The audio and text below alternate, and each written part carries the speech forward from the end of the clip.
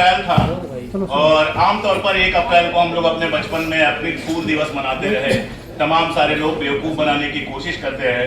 कल शाम तक मैंने इंतजार किया कि कोई मुझे बेवकूफ बनाए और शाम को मेरे समझ में आया कि 365 दिन हम लगातार बेवकूफ बन ही रहे हैं, तो फिर हमें नया कौन बेवकूफ बनाता? कोई नहीं बनाता है। अब वो फैशन, वो पूरा का पूरा त्योहार खत्म हो गया और हमारे देश की सबसे ऊंची गद्दी पर एक आदमी ऐसा बैठा हुआ है जिसे मजाक नहीं पसंद है, जिसे कार्टून नहीं पसंद है। मैं याद करता हूं जवाहरलाल नेहरू का वो फेमस आर्टिकल जिसमें वो कहते हैं डोंट स्पेयर मी शंकर। और अगर आप गूगल करेंगे, किताबें ना भी ढूंढना चाहें गूगल भी करेंगे, केवल शंकर के कार्टून्स में नेहरू को आप देख लीजिए। शंकर ने जितने कार्टून नेहरू के बनाए हैं उन कार्टून्स को आप एक साथ देख लीजिए, आप 1964 तक के भारत को भी समझ जाएंगे और ये भी समझ जाएंगे कि नेहरू किस हद तक अपने कार्टून्स को बर्दाश्त करते थे और उनसे सीखकर अपनी चीजें बदलते भी थे। प्रॉब्लम ये है, पंकज भैया कह रहे थे कि ये सारे जितने प्लेटफॉर्म्स हैं सब कैपिटलिस्ट के हैं, हम जानते हैं। अखबार भी ज्यादातर कैपिटलिस्ट के रहे हैं, गरीब आदमी अखबार नहीं निकाल सकता। टीवी चैनल सारे रईसों के रहे हैं, ठीक है, लेकिन उसके बावजूद एक लिबरल डेमोक्रेसी में इन सब जगहों पर स्पेस थी कि आप सरकार की आलोचना कर सकें, आप कह सकें गलत को गलत। मतलब राजीव निगम क्या कर सकते हैं व्यंग करने के अलावा? और राजीव निगम अगर व्यंग नहीं करेंगे तो क्यों नहीं करेंगे और क्या करेंगे? यह सवाल एक बड़ा खड़ा होता है। मंजुल अगर कार्टून नहीं बनाएंगे तो और क्या बनाएंगे? मंजुल कार्टून बनाते रहे हैं तब भी जब मनमोहन सिंह यहां कुर्सी पर थे और तब भी जब नरेंद्र मोदी यहां कुर्सी पर है।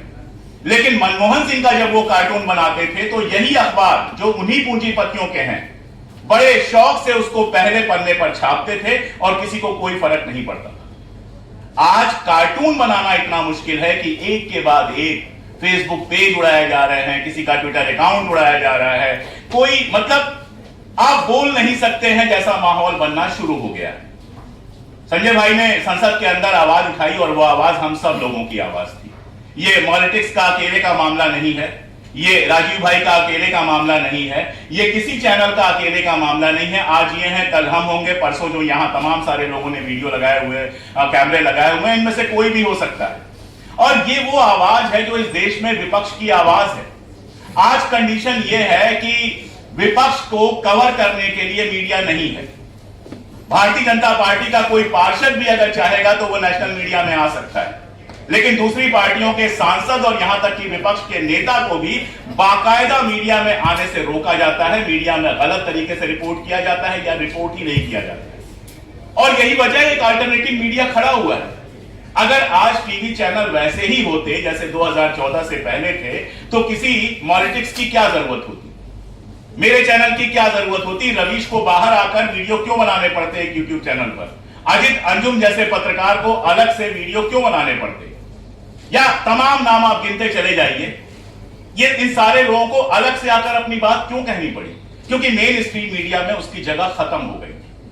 और दिक्कत तलब बात यह है कि पिछले चुनाव में सरकार को बहुत कायदे से समझ में आ गया है कि मेन स्ट्रीम मीडिया जो है वो सिर्फ उनके लिए मेन स्ट्रीम रह गई है। इस देश की आम जनता अब मेन स्ट्रीम से ज्यादा वैकल्पिक मीडिया पर भरोसा करती है। बहुत सारी कमियां हो सकती हैं, दिक्कतें हो सकती हैं। हो सकता है कि पंकज भाई से मेरी कुछ आपत्तियां हो, इनकी कुछ बातें मुझे ना पसंद आते हो, मेरी बातें इनको ना पसंद आती हो, हमारी आपसी सहमतियां हो।